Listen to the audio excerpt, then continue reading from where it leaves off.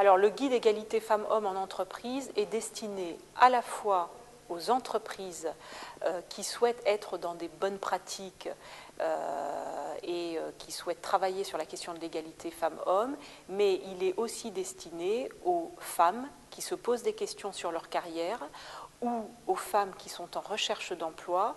L'objectif de ce guide, c'est de favoriser l'égalité professionnelle et l'accès des femmes à l'emploi.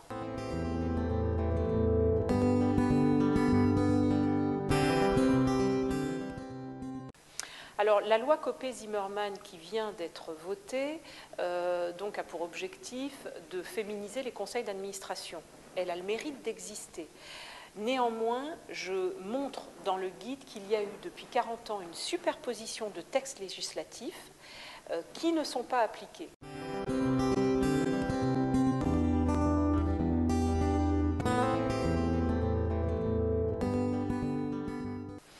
Alors, je pense que les réseaux permettent aux femmes de prendre conscience qu'un certain nombre de pratiques en entreprise ne sont pas normales. Le temps partiel, des rémunérations inférieures à celles des hommes. C'est vrai que nous sommes dans un pays qui a accepté ces travers, mais aujourd'hui, la législation existe. Les réseaux sont là pour faire du lobbying, pour encourager les femmes à réclamer, à exiger l'égalité des droits. Et je pense que ces réseaux, quelque part, ont cette force de pouvoir vraiment encourager les femmes à se prendre en charge et à ne plus accepter les situations d'inégalité qu'elles ont pendant longtemps subies.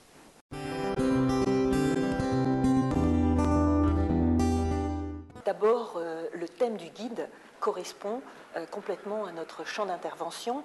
L'égalité professionnelle, l'emploi, c'est bien tout ce qui caractérise l'autonomisation des femmes qui les mène à l'indépendance économique.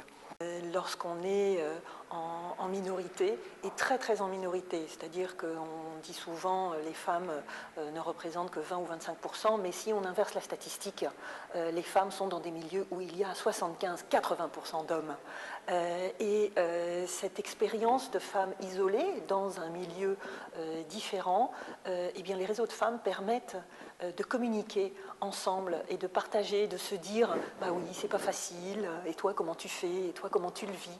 Et du coup, prendre conscience que ce n'est pas nous qui sommes spécialement bizarres dans cet univers d'hommes, et prendre conscience qu'on y a toute notre place, et aller puiser dans l'expérience des copines des réseaux, de quoi se donner l'énergie pour continuer de progresser.